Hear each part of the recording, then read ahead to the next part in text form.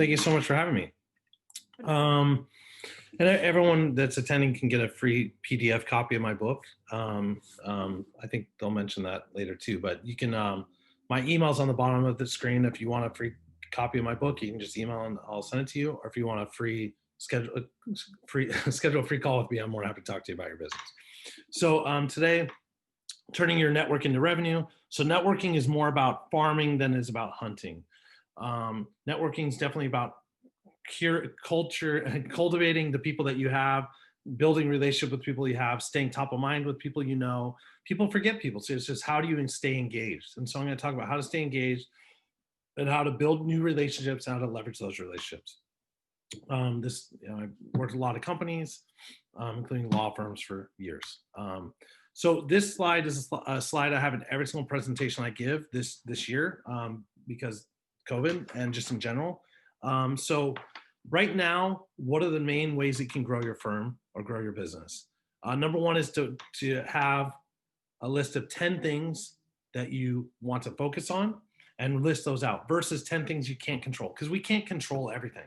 And right now there's luckily the asteroid didn't hit us, and there's all these things going on. So just write down 10 things that you want to, that you can control, and focus on those. Number two is being consistent in business development and meeting people. So when there's no virus, you do lunch meetings, 3 lunch meetings a month. That's pretty much the number one way to grow a firm, is by having 3 lunch meetings a month with strategic partners.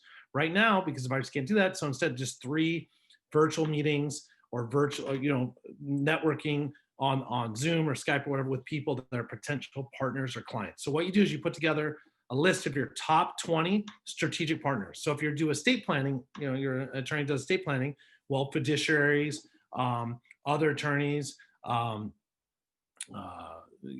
people that provide insurance, financial advisors. You have a list of all these people that are strategic partners to your type of practice, and you start partnering with them.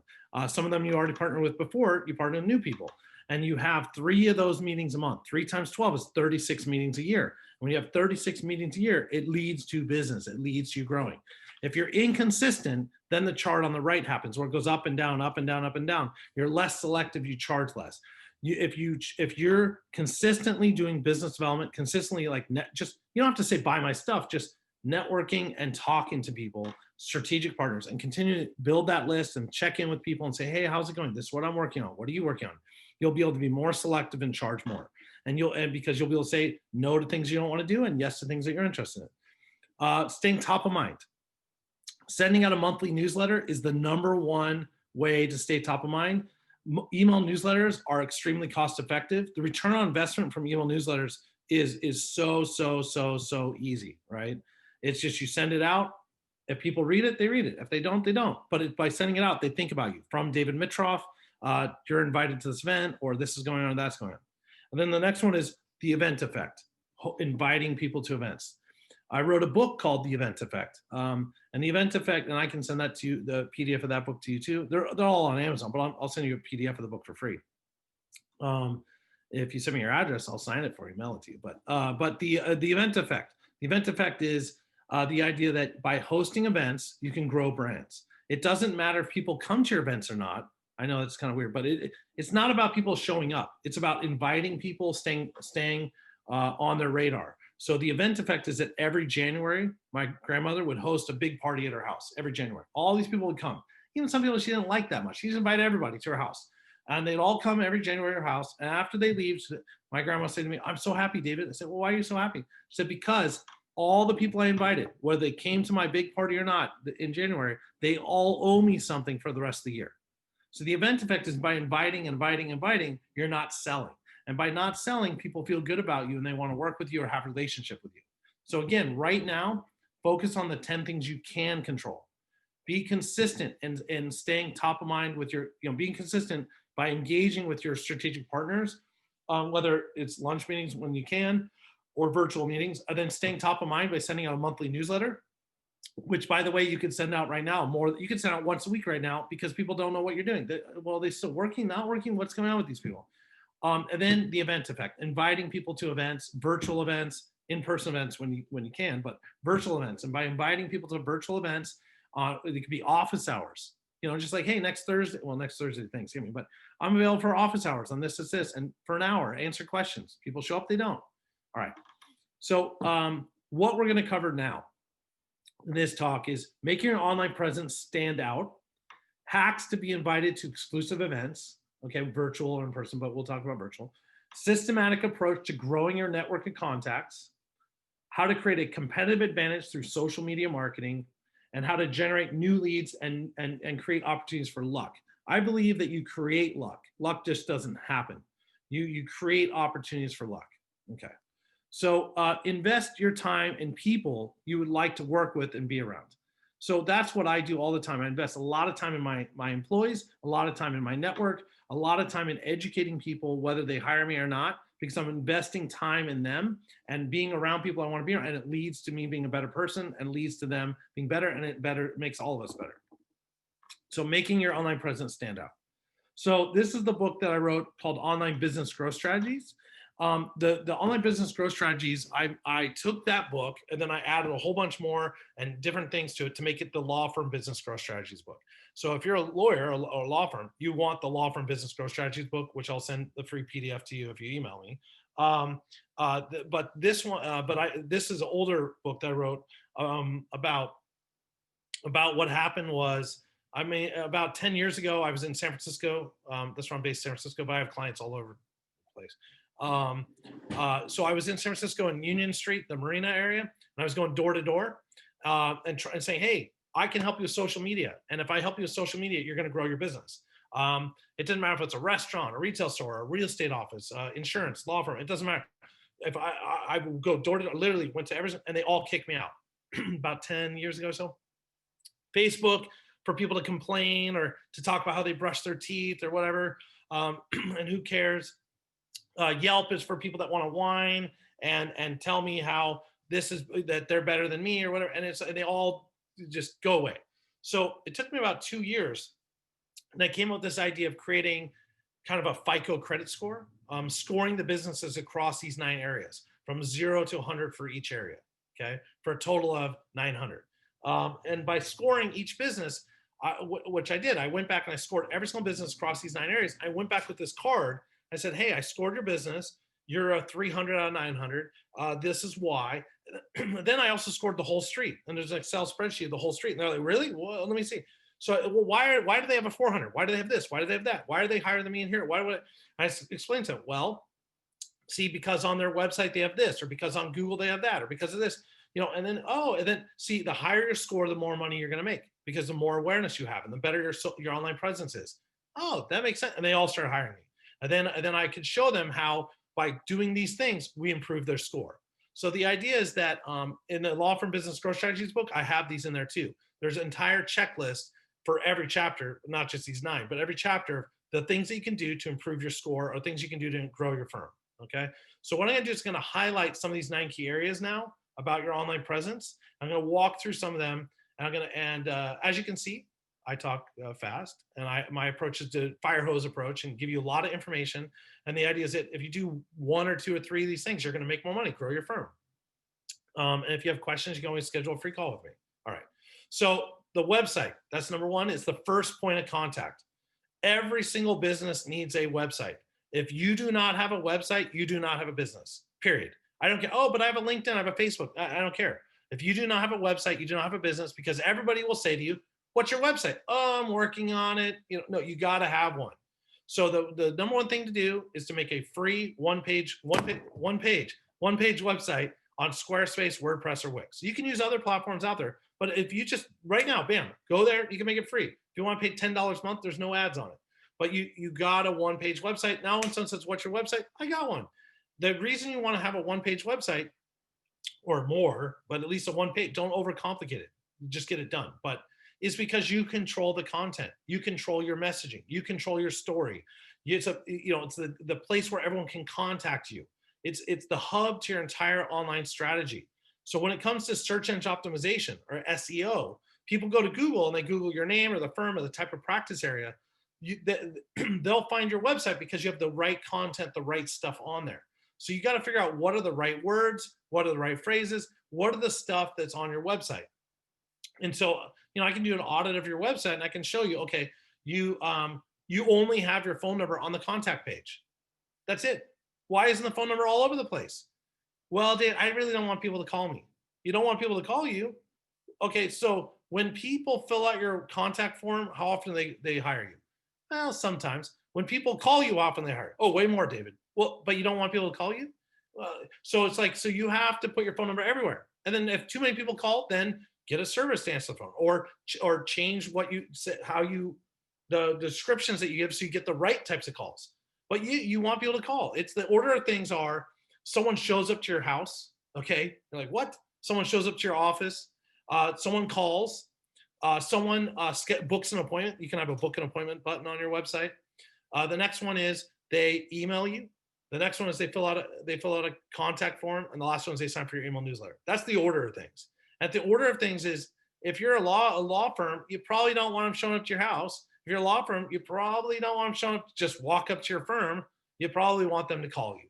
So if you want them to call you, you need to put everyone on your website, including, you have a form that says, you fill out this form, we'll get back to you. Right there, say, call us now at, put your phone number, or fill out the form below. But just call us now, we can help you, and people will. All right, so online directories. So online directories, and again, now the website stuff I just said, you're like, oh, David, I don't do any of that. Well, then if you fix that, your score on your website would go up higher, okay? Online directories. So if I go to Google, do you show up or do you not show up? Do you have a free Google listing for free? You don't need to pay, just a free Google listing. Is your phone number, your address, everything right?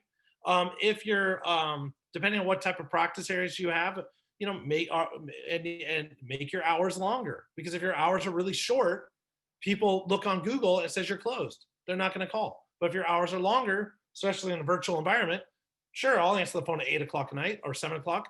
If they call and that don't answer, that's okay. But you try to answer. But if you just say I only work Tuesday, Thursday, people are looking on a Monday, Wednesday, Friday for a lawyer. It says closed. They're going to call someone else. So think about your hours and where you're located, and just set up your listing on Google. Related to Google, there's the different practice areas and different services offered. You got to list all those out, because those are the same keywords and key phrases that are on your website. Okay. Microblogging sites like Twitter, Instagram, Pinterest, stuff like that. If you want to be on them, be on them. Do you need to be on them? No. Are lawyers on them? Sometimes. But the main thing is just claim your free listing on these, especially on Twitter. Maybe Instagram, have photos on there, maybe. But by having the listing, it's just one more place where you show up. And when you put something on your website or put something in your email newsletter, it can auto post. And I'll go into auto posting in a little bit here. Okay, rich media. Rich media is like YouTube, videos and pictures and stuff like that. Rich media and podcast, audio stuff. So rich media is where it's at. Right now, it's all about video. Video. Whether it's on Facebook, whether it's on LinkedIn, whether it's on your website, whether it's in just video in general. Everybody wants video. So even what we're doing right now, like, hi, I look good, but it's not the best quality, right? But even this works. If I put this video right here and say, hi, I'm David. Let me tell you a little bit more about what we do. It's not professional, but if you put that on your website, you will get more business. There's many reasons, and I will get into that, I think, on the next slide. Yeah.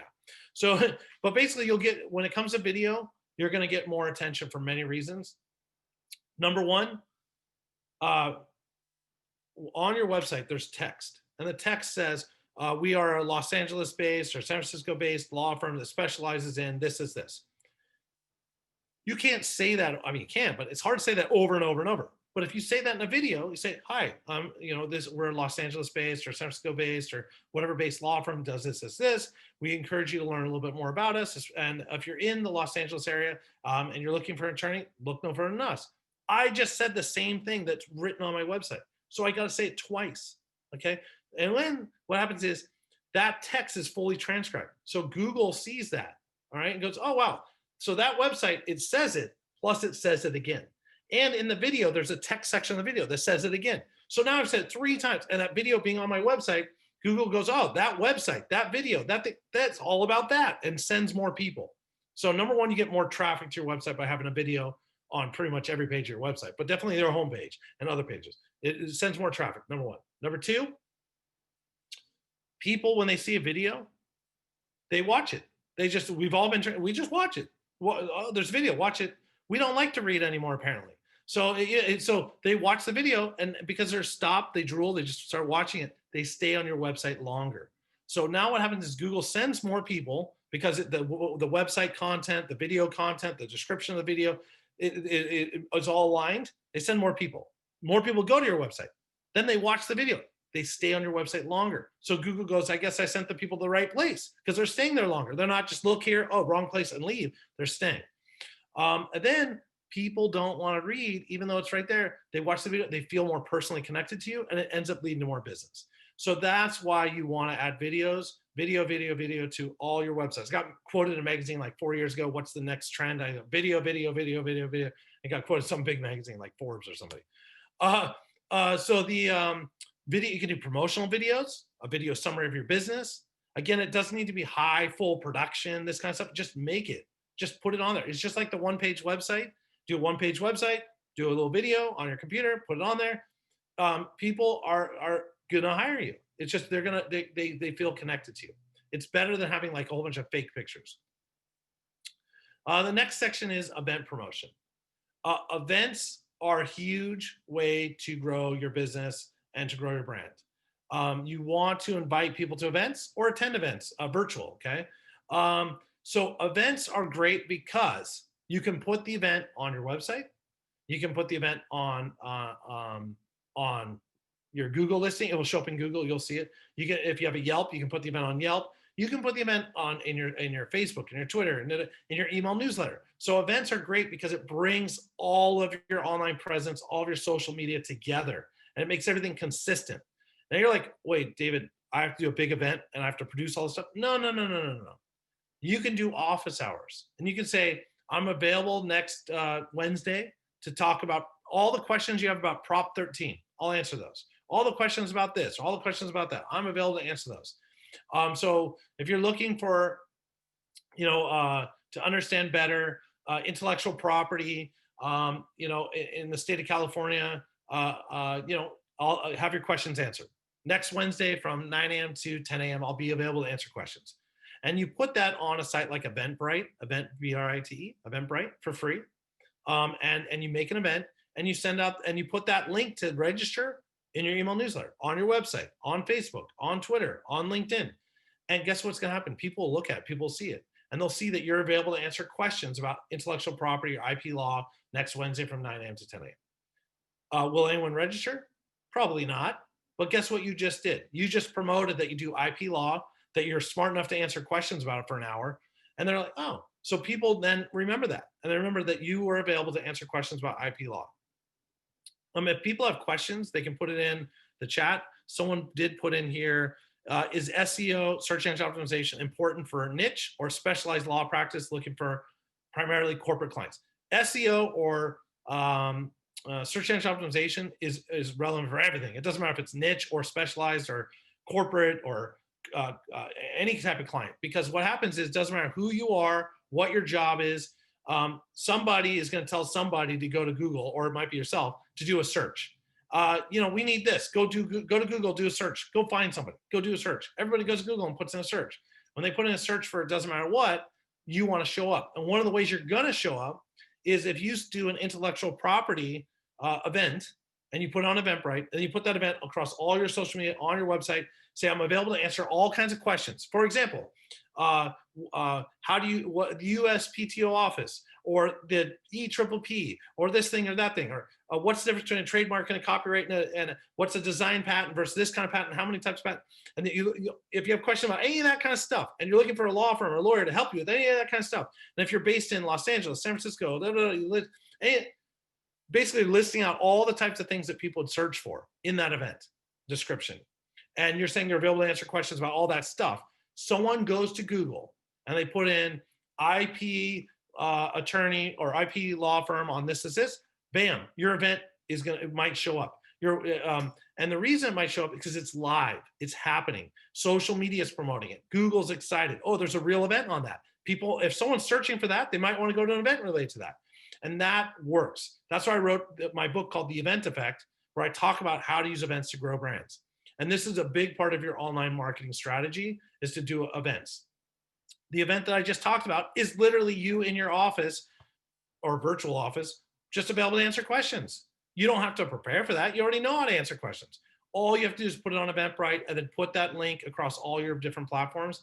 Now, what's great about events is that you're doing the event next Wednesday.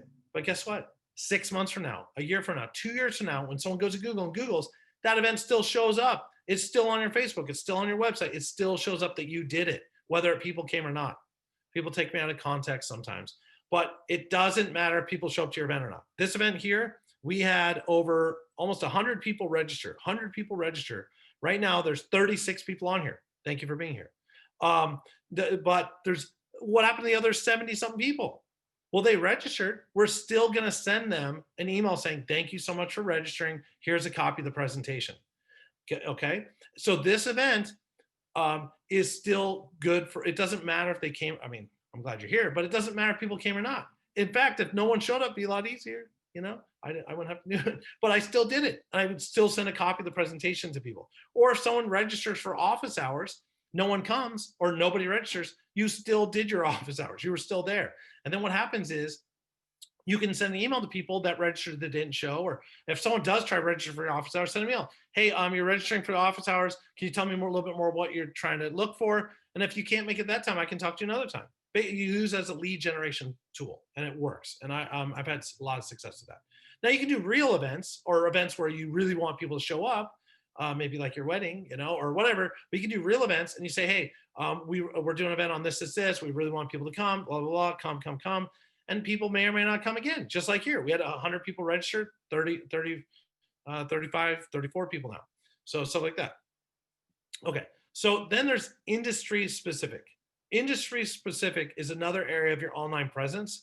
Industry specific is the idea of, there are, oh my gosh, so many sites. Lawyers.com, FindLaw, Avo, Super Lawyer. Then there's, there's all the, then in your local area, there's all these San Francisco Business Times or the business journals.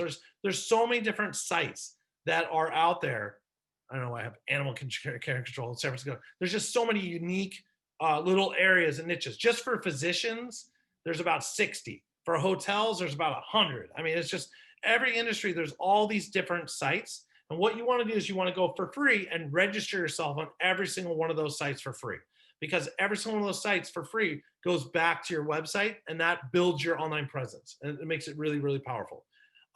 Related to industry specific, every single firm, every single attorney is capable of winning an award. You can nominate yourself for awards that are hopefully relevant to you, or you can be nominated. And if you accidentally win one award, you just win one award. You're an award-winning law firm forever. If you write one book, hopefully it's about something important. I like my book on the law firm business growth strategies. You write one book, you're an author. You don't have to write 10 books to be an author, just one. So if you write one book, you're an author. If you win one award, you're an award-winning firm, award-winning lawyer. And people like authors and award-winning lawyers. You know, okay. So related to industry specific, I do like to talk about there's sites out there that you can add yourself, but you can also be nominated and might accidentally win an award. Okay. So now we talked about hosting our events, which you can do a whole on huge production event, or you can just do the office hour. Like talked about hosting your own. Now we're going to talk about how to get invited to other events. Okay. So what I do is I follow companies on Facebook, like big companies, and small ones too, but big companies that I want to work with, because they'll typically on Facebook talk about like they'll say, hey, we're doing this event, and inviting people. And that does work because they promote them on there. Sometimes they're not really public; they're just on their Facebook page for the people that are following them. Or they'll put discount codes like get into free for this or that because you're on Facebook.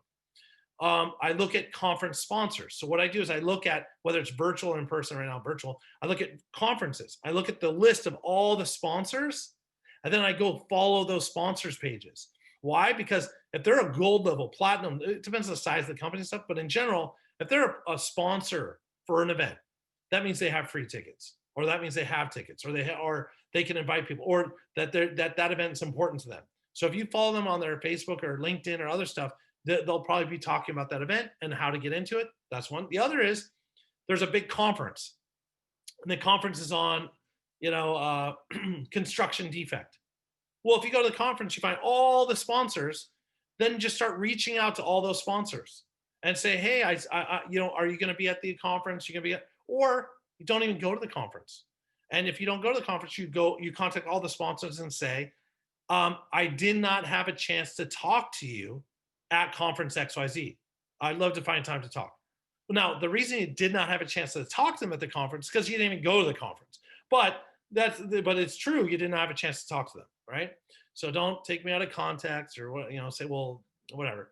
But the idea is that conferences and the conference sponsors is a great way to get invited to stuff, but it's also a great way to find new strategic partners. So when there's conferences in person in particular, I will do this. So I will go to the booth area and I will go find. A good example would be.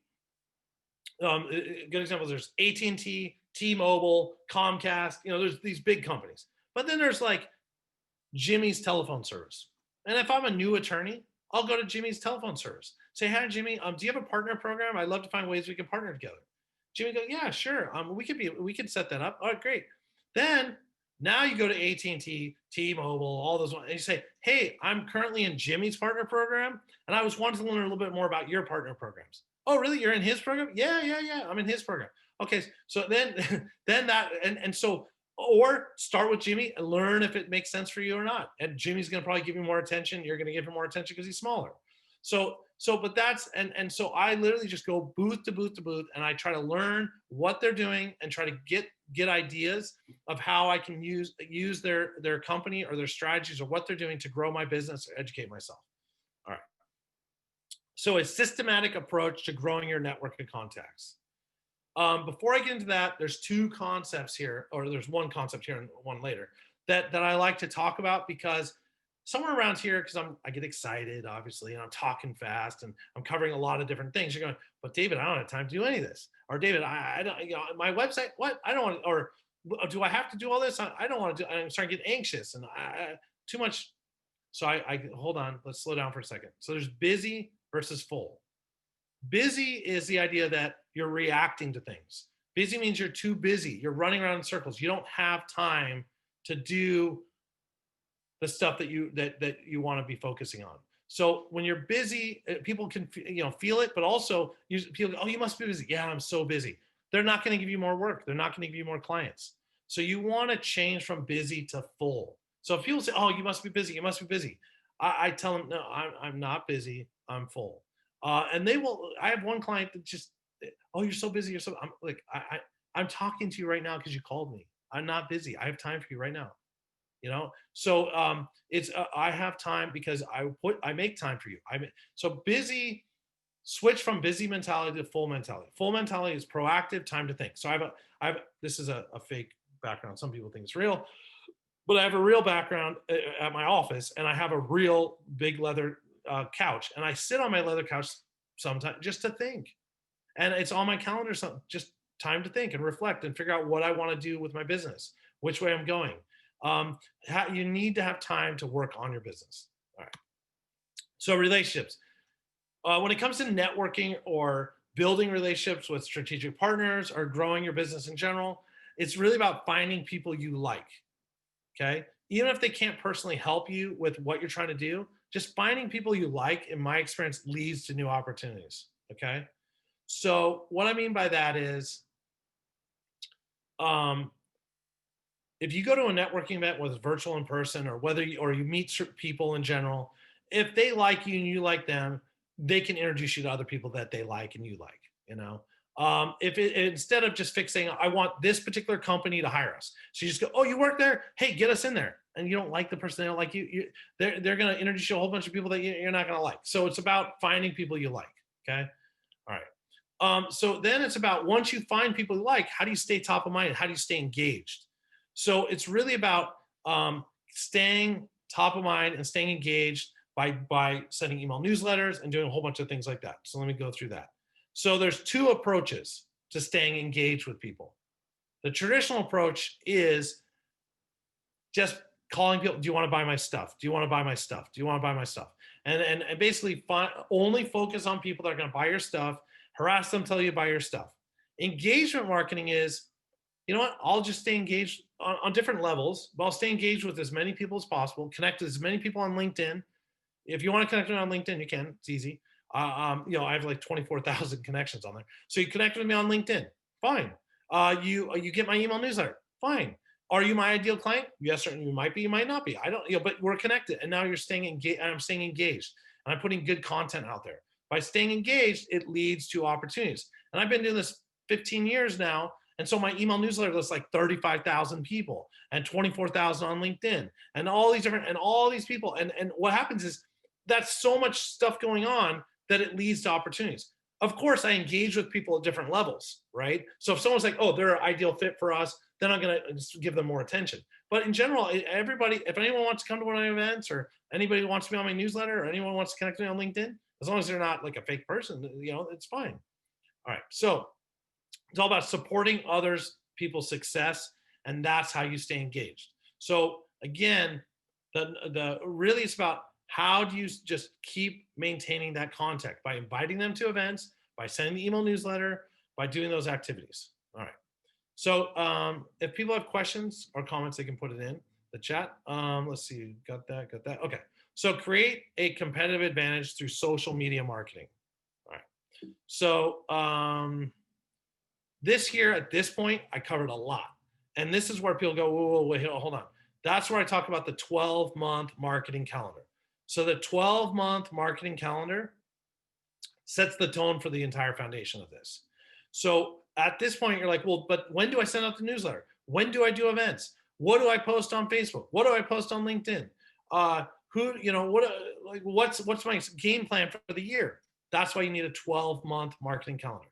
So the 12-month marketing calendar, what you do is you put the holidays on there. So you put, Kwanzaa, Ramadan, Festivus, Hanukkah, Christmas, St. Patrick's Day. You map out the holidays. You map out then the kind of the industry things. So when are the big conferences for your industry? What are the trends for your industry? Okay, now I know this year's a little different with the virus and stuff, but even with or without virus, well, okay, without, we know January and February for restaurants, bad. We know January, February, for gyms, amazing. We know that October, November, December, typically really good for restaurants. We know that for taxes, April, taxes. We know for real estate, typically this summer, it's very busy for real estate. We know when it comes to different types of laws, Congress and the Senate, they are in session or they pass certain types of things different at certain times of the year. If you're dealing with children and special needs, or you're doing different things, estate plans or whatever. We know college kids go out, school starts here, kids go to college here. There's different things related to whatever industry you're in. And so based on those trends, we can map out the holidays, the industry related stuff, the trends to your business, when you typically have more or less clients coming in or out, and then relate to your location, to your area, to your demographic, the seasonality. So by mapping out this kind of 12-month calendar, pretty quick, it starts showing you what you need to be talking about. So I can tell you, whether there's a virus or not, that every next week there's a Thanksgiving, and you got to send an email newsletter that literally says, from David Mitroff, Piedmont Avenue Consulting, being thankful. This is the time of the year I'm thankful. And click send, 35,000 people. People respond back, oh, thank you so much. I'm glad, I'm thankful for a connection too, or whatever. I sent the same one the year before, and the year before that, and the year before that, and the year before that, the year before. When am I not thankful that time of the year? Then January, hey, it's a new year, I'm excited. When are we not excited about a new year? We always excited about a new year, especially after this year. So there's certain things that like, hey, school's going back, whether it's virtual or not, school's going back to session. Here's some things to keep in mind. So once you have those 12 emails, you just repeat them year after year after year. Now, if you want to add in there, there's this event, or add in there this, or add in there that, that's fine. But if you overthink it too much, you'll never do it. And so my approach for events is to do it whether people come or not. My approach for email newsletters is to do it whether people read them or not, because most people don't read your email newsletter. They don't. You send it out. I send mine out to 35,000 people. Out of 35,000 people, 5,000 open. That's about 20% open rate. 5,000, 30,000 didn't even open it. But somehow out of 35,000, maybe 500 people or something, 1,000 maybe, didn't see me from David Mitroff, Piedmont Avenue Consulting, you're invited to an event or something like that. But most people, they saw that, whether they open it or not. So it's about just the activity of doing that leads to opportunities. That, and no joke, it always does. Okay, so this concept is related to busy and full. It's the idea of in the business versus on the business. So in the business versus on the business. So in the business is the day to day. That's in the business. Okay, you're just working in the business. Bam, bam, bam, bam, bam. On the business. On the business is growing your business. The stuff we're talking about right now is on the business activities. So sometimes we get confused and we think that we're doing in the business stuff when we're not. Oh, sorry. We think that we're doing on the business stuff when we're doing in the business stuff. So what I mean by that is when you're working on a big case or when you're writing blog article content, or if you're spending 4 days writing an email newsletter, that's kind of in the business stuff. On the business stuff is actually sending the email newsletter. On the business stuff is having those 3 virtual or in person when you can lunch meetings or virtual meetings with strategic partners every single month. On the business stuff is setting aside time to be proactive and think about how to grow your business. In the business stuff is doing the research, doing the data entry, doing day-to-day stuff. And if you can take some of the in the business stuff that you do over and over and over and over, and you can have a paralegal do it or hire somebody else to do it or outsource some of it, and say you're spending 4 days on something, have someone on an outsource site like Fiverr or Upwork, Fiverr, Fiverr, or Upwork, do it for you. Okay. So just think about it. If there's something you're doing over and over and over, and it's like, wait, I bill at a much higher rate than that. And why am I doing that? Yeah, have some. And now I know you do it perfect. The other person doesn't do it as perfect. But if they can save you 10 minutes or 30 minutes, then have them spend an hour on it at a higher bill rate. Oh no, sorry, on a lower bill rate, and then you spend 10 minutes cleaning it up. The other thing I find is sometimes it's like, okay, I have to do a presentation on this or this. Yeah, well, it takes me a long time to get started. Here, make a presentation. They make one. It's not what I would do. That's not what I'm gonna do. But by them starting it, I go, oh, this is all wrong. But then guess what? It needs to be this. There, they just help me. They saved me at least an hour or two of trying to figure out what they made it easier because it's easier to critique someone else's stuff. Okay. So LinkedIn, again, you can get stuck in the business. You're sitting here on LinkedIn just, oh yeah, messaging people, doing random stuff. Oh, writing this, right? On the business on LinkedIn is leveraging LinkedIn the right way to grow your business, grow your practice. Okay. Everybody knows everybody uses LinkedIn.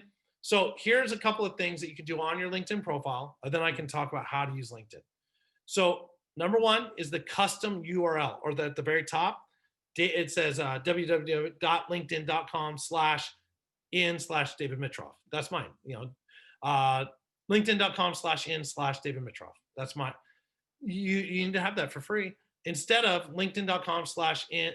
It's LinkedIn.com/in/view public profile 1 2 3 ABC, that kind of thing. You don't want that. You want and just go into there's a little picture of you and it says me and visibility, and you change it and you can put your name there. And okay, number one. Number two is title story.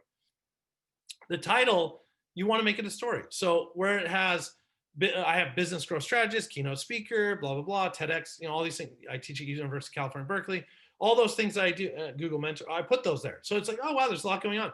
Instead of just saying intern at Apple, okay? The other thing I do is I put different professional connector. What is that? I don't know what that is. But I wrote a book on that, and I host a lot of events. I have professionalconnector.com. It's one of my websites. Professional Connector is where we put a lot of our networking events.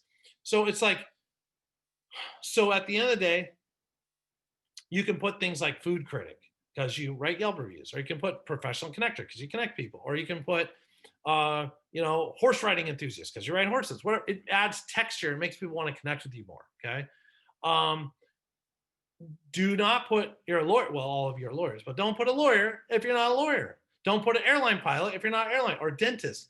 Don't put things like that you need licenses for, but put other things there that add texture. Say something like, that you're, startup advisor, startup advisor, because you work with a lot of startups, or whatever it is that you put there, it adds texture, it makes more people connect with you. Now, obviously, you want to have a good photo. Everyone on here, well, I can't see you. I assume you're attractive, so put your photo. Turn your photo on. People want to connect with people. Privacy settings, make sure your summary and a bunch of other stuff shows up. When it comes to that, the summary, I believe in putting in the very first sentence your phone number and your email. You can put a different email if you think you're going to get too many, which I do, or a different phone number like a Google Voice number. But this is my office number. You can call me. But I put my phone number and email in the very first sentence. If someone's going to take the time to go find me or go on LinkedIn, then out of all the other people on LinkedIn, it's like dating sites. There's me on this side, all the other people on the other side. They're younger, smarter, better. But if they're going to take the time to actually look at my summary, I might as well, here's my phone number, here's my email. And guess what? People call and say, oh, I saw you on LinkedIn. I want to talk to you about helping me grow my law firm or whatever it is. So then I put also the 3 things that I want that are kind of ridiculous sometimes. So I put seeking board member roles, keynote talks, and private jet rides. That's what I put there. Why? Because that's what I want. I used to have other stuff like private yacht rides, and I got hired by the largest yacht dealer in Northern California. And for 2 years, I got paid, and I got to go ride on all the yachts and ride sail and drive all the power boats for 2 years and hang out with rappers and stuff like that. So now I want to get on private jets. So I put that there. And guess what? I think I've gotten 2 calls because of that. So, so it's just, I have fun with it and it leaves opportunities. But at the same time, seriously, I put in here all kinds of stuff that more about who I am, what I do, organizations, company names, and I have all kinds of keywords and phrases in here. So I have United Healthcare Group, Nordstrom, Ben and Jerry's, YMCA, and I've worked with small companies, big companies. But by putting all those in there, when people do Google searches or LinkedIn searches, it shows up because I list a lot of the companies, a lot of the keywords, key phrases, and stuff like that. Magazine like California Lawyer, and other magazines I've been in. Okay. All right. And then you do the same thing. Job descriptions, don't just put attorney. Put the description and worked on these types of cases, this type of stuff, and then you'll show up in Google searches. I know this is a lot, but this is being recorded, so you'll get a copy of it. You can also email me. I'll send you a copy of my law firm business growth strategy. This is my law firm business growth strategies book. You'll get a copy of that. And if you want to schedule a free consultation with me, you can go to my website, piedmontav.com, and you can just click schedule a call, and you can schedule a call with me. Or if you email me, say I want to book and I want to talk to you, I can send you back sometimes so I can talk. Email marketing. We covered some of that, but basically email newsletters are very easy. MailChimp, so MailChimp.com is free for the first 2,000 contacts that you have. So you're like, David, I don't have an email newsletter. I don't have any. MailChimp.com, it's totally free. And then just start adding them in as it grows. Then they all become about the same. Constant Contact, Robly, MailChimp, they're all about the same pricing. $20 to $50 a month or whatever. It depends on how big your list is. But for free or even $20, if you send it out and one person calls you back, I mean, it paid for itself. So it's just a way to stay top of mind. All right. So now I'm going to talk about automating what you can. So again, Robly, Constant Contact, MailChimp, those are the email newsletters. Robly, Constant Contact, MailChimp. And then you have Buffer, Later, Hootsuite. Buffer, Later, Hootsuite are tools that automate social media stuff. All these tools, I use all these tools for my business, for my clients. Believe it or not, actually, I have all these for my company. But you don't need all of them. You pretty much need probably need either like Later and MailChimp or Robly and Hootsuite or what, mix and match. It just depends on who you are and what you do. You also might have a CRM, customer relationship management platform that you use. Depends on the firm, depends on the practice area that does some of this stuff. But these platforms are the ones that I use all the time. And if you schedule a call, I can tell you which ones I think would be best for you. All these platforms have free and paid versions. Well, not so true. MailChimp has free and paid. Later, Buffer, Hootsuite, free and paid. Robly and Constant Contact, you start out paying. But at the end of the day, all of these could be 10, like $10 a month, $20 a month. Yes, they can get higher, but these are all very reasonable priced. Okay, so here's some sample email newsletters. Again, you don't have to spend a lot of time making. Once you make it once, you're set. And my company can help you with that, or you can or you can just make it yourself. They're designed to drag and drop. And the idea is it makes it easy for people to see what's going on. Now, some people go, well, David, this is too much. I can't do this every month. No, don't do it every month. Just set up one of them, like the one on the left. It has the header and the phone number and has upcoming events, well, just put some office hours, or delete that section and just say, I'm thankful it's this time of the year, click send, or leave some stuff. You don't need to have employee of the month. You don't need to have blog article of the month. You don't need to overthink it. You just need to send it. It's more important to send it out than to make it perfect. Okay. Again, with social media, whether it's Later, this is Hootsuite, Later, Hootsuite, or Buffer, what they do is they allow you to automate things for the next 30, 60, 90 days, however long. It's 30 days for free on some of these platforms, and then if you want longer, it's cost. What you do is you literally say, based on the 12-month marketing calendar, you can drill down to 60-day, 90-day, 30-day, whatever. You drill down and you say, okay, this month we're gonna highlight this, this, and this. So on Facebook, we'll do once a week.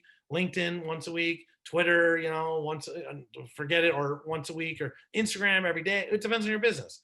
And what you do is you say, and you can literally go in right now and you set it all up for the whole month. You're done. Or you can do the whole week at once. But typically for our clients, we set up a 30-day strategy where we say, okay, here's the theme for the month. Here's the key things that we want, the theme of the year. Here's the things that we're highlighting for over the course of the year. Here's the thing we're highlighting during this month. And then we set it up and we're good. And you're good for the next 30 days, 60 days, whatever. And now if people comment on your Facebook stuff or LinkedIn stuff, it's all in here. So you don't even have to go on those platforms. If you don't want to, you can come in here. But the main thing is that auto posting and you're set for the month. And don't say it's a beautiful day. It'll rain, it will rain if you say that. So don't do that. The other thing that you do is you say, just put stuff that's good for a long time, like, evergreen content usually. Or you could put, we have an upcoming event or different things like that. What else? Yeah, and it works and it's effective. The other thing is you can go in right here and Hootsuite, Later, Buffer, and add something and we'll post it right then. Or you can go on to LinkedIn and Facebook and add something and post right then, or do it from your phone. But the goal is that by doing this, there's at least something, like, every month there's some content out there that's out, it just keeps your presence fresh. All right. If anyone has any questions or comments, you can put in the chat. Because this is lawyers, I have a whole talk and if people want me to speak to their organization or group, let me know. I enjoy doing that. Normally I get paid to fly around all over the place, but with the virus, it's like, I'm here. I spoke in Korea 2 weeks ago, but to 500 people. They were all they were all spread out and everything, but it was 500 people in a real conference. I was like one of the keynote speakers, I did it from my house. So normally they fly me to Korea to do it. But anyway, but when it comes to lawyers, I have a whole talk about where I go through all the social media policies for your firm and for your clients and the risk associated. And this is one of the slides from that. And I like to just include it to remind you that social media does increase the risk. It does help you, right? For branding, marketing, business development, it helps you with that, but also creates new risk, right?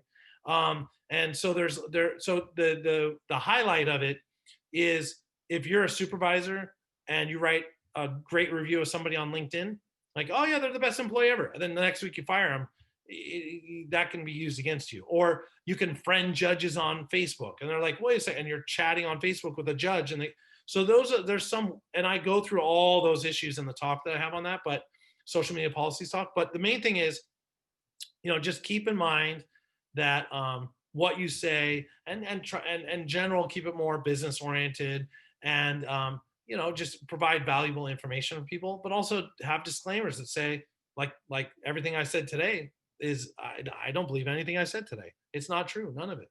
So if you try it and it doesn't work, it's not my fault. So, just have disclaimers like that. Okay. All right.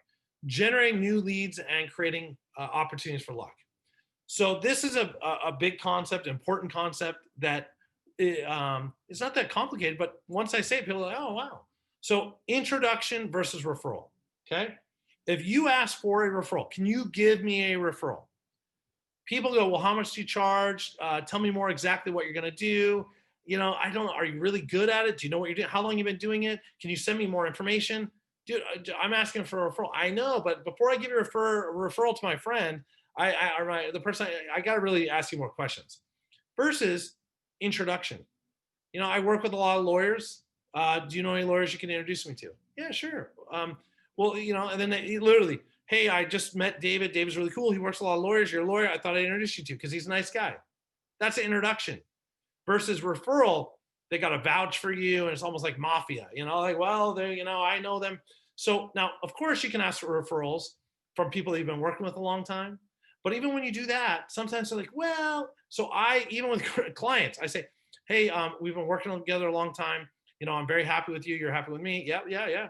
Is there anyone else you think you could introduce me to that would benefit by talking to me? I just want to, I want to talk to other people. I'd love to just have a conversation with them. Introduction. You'll see it works. Okay. So it's part of building trust, and it's hard it is hard to build trust. And even people that do trust you, when you ask for referrals, they get kind of, it makes them reset their brain and they get intimidated. Okay. So there's a value exchange. So when it comes to being introduced to people, or when it comes to um, adding value, or why people would introduce you, or things like that, or how you can add value, whether it's through events, through marketing, through blog articles, through social media. These are some of the things that you can provide. So what do you have that they don't? Okay. Or what do you know that they don't? Okay. What makes you unique? Talk about what, the people like people that are unique. People like getting to know the real person. Yes, you're my lawyer, but oh, you play racquetball? That's cool. Whatever. How do you measure success? So is success measured by how many people open your email newsletter? Is success measured by how many people come to an event or register for an event? Is success measured by how much money you have? Is success measured by, oh, we won the case or lost the case, or we settled the case? How do you measure success? And do professional relationships have a part in that? I think so. I think that it's by having healthy relationships, and a lot of relationships, it makes a difference. And then what can you offer people? Like, I'll talk to anybody. Like in my case, I'll talk to anybody for free. If you go to my website, schedule a call, I'll talk to you for free. Or if you introduce me to somebody, I'll talk to them. I'm more than happy to talk to anybody. Why? Because I learn from talking to people, and I enjoy meeting people. And then what do you need? Well, I just need to talk. The more conversations I have, the more I learn, and more opportunities that are created. Okay. And through all those activities, through the activities I just described, my business grows year after year after year after year after year. And it's about being consistent and doing these things. Okay, so people had some comments or questions. Okay, we got that. Okay, got it. Okay, whoop. So building your brand and taking action. So today, come up with a growth plan. How are you going to grow your business? Create a Wix website, or Squarespace, or WordPress. Or if you do already have a website, go back and say, geez, my phone number is only on the contact page. Or I don't actually tell people what to do on my website anywhere. I don't say schedule a call, or I don't say, where the form is, right above the form. Don't say what, or on my homepage, I can add a video, and say, hi, welcome. This is what we do. So clear call to actions, incorporate social media into your website. And what's your overall growth strategy? Maybe work on your 12-month marketing calendar. Okay. Next 30 days, make adjustments to your online presence, test and see what works. This is one of the things you're constantly testing. Obviously today you could schedule a free call with me too. That'd be good for you. Then work on increasing your brand, and just keep growing over the next 30 days. And then the next 60 days, develop a more comprehensive plan based on what you've been learning. Attend other workshops. I think for CEB, I think I've done, oh my gosh, like 6, I don't know, at least somewhere between 5 to 8 workshops. You can go watch them. They have them. I did one last week for them. Watch those, or I have other workshops. They have other workshops. And I'm more happy to invite you. If you give me your, email me, I'll add you to my list and invite you to my workshops. Let's see. Most of them are free or low cost. And then grow your business. So schedule a complimentary consultation session with me. Email me. Here's my phone number. Here's my website with, I don't know, some extra dots for some reason. There's always something, and if you want a free PDF of my book, I'm more than happy to send that to you. Just email me, I'll send it to you. If you want me to mail you a hard copy, send me your address. And then here's my other 2 books. If you want the event effect, the online business growth one, you would want the law firm one, because the law firm one is that with a whole bunch of more stuff. But the event effect, if you want a PDF of that too, I'll send it to you too. So hopefully that was helpful. I think I did right on time. We have a few minutes left for questions So there you go. Yeah. Hopefully you learned a lot. I don't see any questions in the chat yet, but I do have a quick two-part question for you. So, in relation to networking and engagement, like if you're getting an influx of opportunities, one, how do you prioritize which opportunities you follow through with? And what are some of your determining factors? Yep. Okay. So when it comes to, well, there's a couple of, so there's um, basically what's the closest to the money is the way I always work. So if it's a lead and a lead comes in and that's important. But if it's a new potential strategic partner that's also going to introduce you a whole bunch of people that lead to money, well then whichever that's the closest to the money is first. That's the way I look at it. Um, so closest to money, by the way, is your current client. The current clients that are paying you the money, they're the most important. Like a lead doesn't jump in front of a current client, you know. So you got your current clients, you got to make sure they're happy. Then you got leads or strategic partners. Typically, the lead comes first, but sometimes strategic partners are like, "Hey, I'm going to introduce you a whole bunch of people." That comes a little higher. Then what you do is um, you have 15-minute phone calls with anybody. That's a really good approach. 15-minute phone call with anybody, because then you're meeting people, you're learning. Sometimes you think like it's just like dating or something. You meet someone, and you're like, I don't know, and then you go out with them, and you're like, oh, wait a second, they look better than in person than on the app. Now, right now, I don't know if you want to go out and meet people in person, but it's the idea. So, but what I would say is that closest to the money, number one. Number two is what is the customer lifetime value. So customer lifetime value is how long are they going to stay with you? How long do you think the opportunity is? Like, does it seem like they're just very transactional, or does it seem like it's going to lead to ongoing opportunities? But again, you can refer business out, you can refer business in. So my approach is I want as many phone calls and emails and stuff coming in as I can get. And then I can always say no. I'd rather have a whole bunch coming in and be able to say, oh, you know what? Talk to them and say, you know what? I can introduce you to Jimmy. He can help you. Or Sally, she can help you. That makes me look good. And also I'm learning from that. That's my approach for that.